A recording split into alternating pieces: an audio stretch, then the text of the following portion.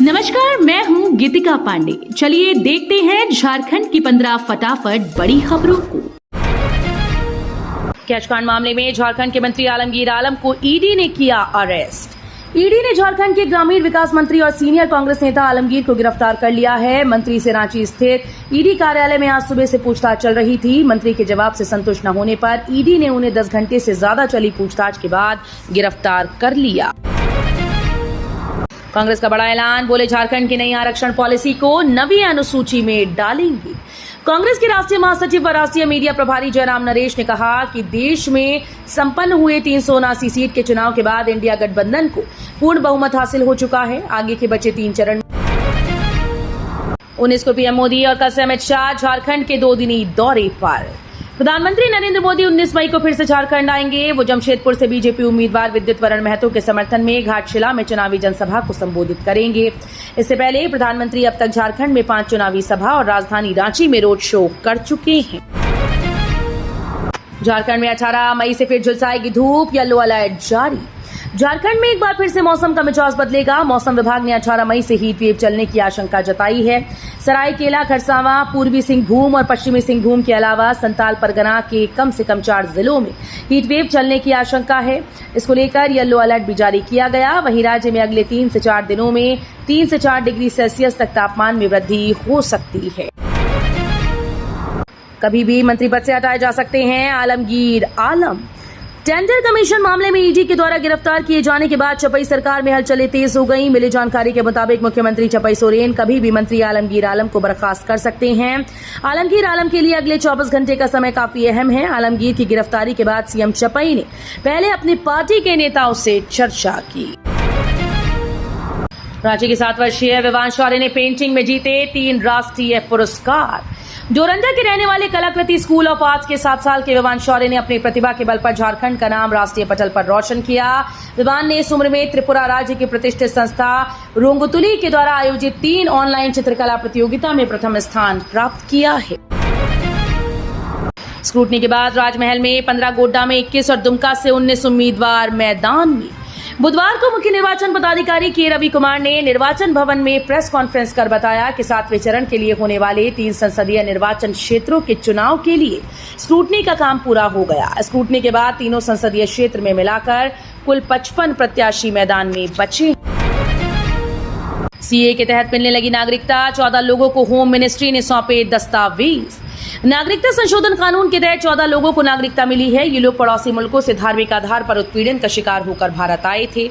इस कानून के तहत नागरिकता पाने वाले ये पहले लोग हैं। होम मिनिस्ट्री ने बुधवार को इन्हें नागरिकता से संबंधित दस्तावेज सौंपे और उनके आवेदन को मंजूर कर लिया। हॉस्पिटल में पार्किंग को लेकर रांची ट्रैफिक एसपी ने आईजी को भेजी गलत रिपोर्ट। राजधानी रांची के निजी अस्पतालों में पार्किंग की उपलब्धता को लेकर रांची के ट्रैफिक एसपी कैलाश करमाली ने दक्षिणी छोटा नागपुर प्रक्षेत्र के आईजी अखिलेश झा को गलत रिपोर्ट भेजी है। टीम ने ट्रैफिक एसपी की रिपोर्ट में उल्लेखित अस्पतालों का मौका मुआयना किया। इसमें पाया गया कि ट्रैफिक एसपी ने अपनी रिपोर्ट में जिन अस्पतालों में पार्किंग व्यवस्था उपलब्ध होने की बात कही, वहां पार्किंग एरिया का इस्तेमाल दूसरे कार्य के लिए किया जा रहा है। झारखंड बोर्ड 8वीं का रिजल्ट जल्द होने वाला है जारी। झारखंड एकेडमिक काउंसिल 10वीं और 12वीं क्लास का रिजल्ट जारी करने के बाद अब 8वीं और 11वीं क्लास का रिजल्ट जारी करने वाला है। विद्यार्थी अपना परिणाम ऑफिशियल वेबसाइट jacresults.com या jac.jharkhand.gov.in पर जाकर चेक कर सकेंगे और इस वीक कभी भी रिजल्ट जारी हो सकता है। सुप्रीम कोर्ट के पूर्व जस्टिस की हड़प ली गई जमीन, एचसी ने राज्य सरकार को खूब सुनाया। सुप्रीम कोर्ट के पूर्व जस्टिस एमवाई इकबाल की रांची स्थित जमीन को भूमाफिया द्वारा अवैध तरीके से हड़पने के मामले में झारखंड हाईकोर्ट द्वारा लिए गए स्वतः संज्ञान से दर्ज याचिका पर सुनवाई हुई। हाईकोर्ट के acting chief justice S Chandrashekhar और जस्टिस नवनीत कुमार की खंडपीठ में सुनवाई हुई। इस दौरान राज्य सरकार की ओर से दिए गए जवाब पर अदालत ने नाराजगी व्यक्त की।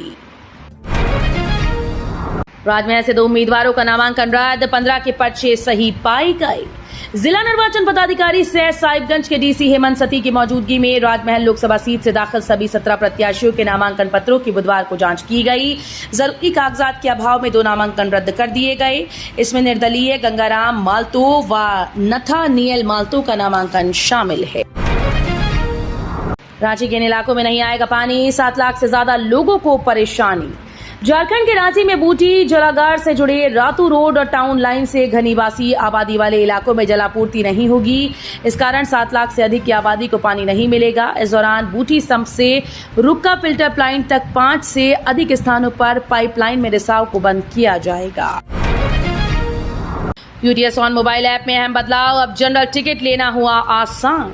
यूटीएस ऑन मोबाइल ऐप से जनरल टिकट लेने वाले यात्रियों की सुविधा के लिए रेलवे ने दूरी सीमा को समाप्त कर दिया है। अब किसी भी स्थान से कहीं के लिए भी जनरल टिकट बुक किए जा सकते हैं।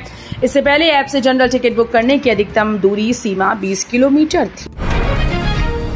चेकिंग अभियान रुकने से राजधानी की सड़कों पर फिर से बढ़ गए गैर परमिट वाले ऑटो। चेकिंग अभियान रुकने से राजधानी की सड़कों पर फिर से गैर परमिट वाले ऑटो की संख्या बढ़ गई, जिससे सर्कुलर रोड, रेडियम रोड, कचहरी रोड और रातू रोड में रह रहकर जाम की समस्या उत्पन्न हो रही है। अप्रैल महीने में शहर में परिचालन करने वाले ऑटो की संख्या में कमी आई थी, जिसकी वजह ट्रैफिक पुलिस और परिवहन पदाधिकारी के द्वारा चेकिंग अभियान चलाया जाना था। तो ये थी आज की बड़ी खबरें। अगर आपको न्यूज पसंद आई हो तो वीडियो को लाइक और शेयर करना बिल्कुल न भूलें।